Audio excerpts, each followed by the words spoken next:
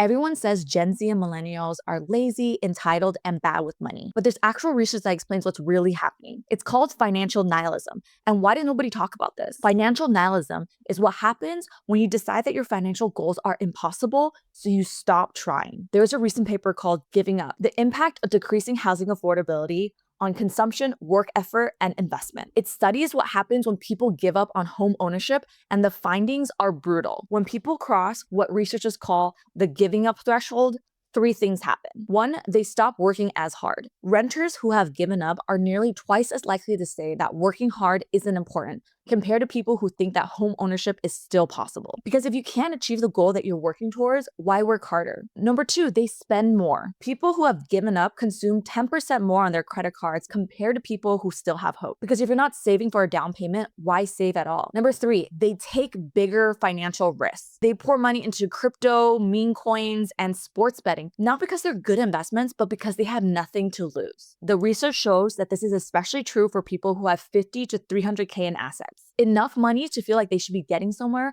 but not enough to comfortably afford a house. And here's the kicker. This isn't just about housing. The research projects that people born in the 90s will reach retirement with a home ownership rate about 10% lower than their parents. But it's not just home ownership that they'll be missing.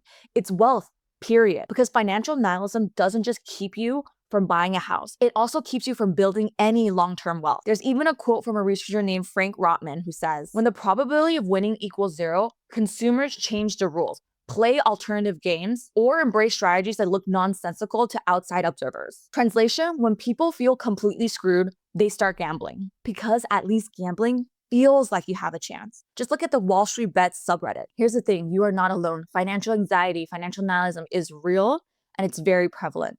But that's what the corporations want to happen, so that you could buy their stuff, use their apps, and gamble your future away. And it all starts with healing your relationship with money.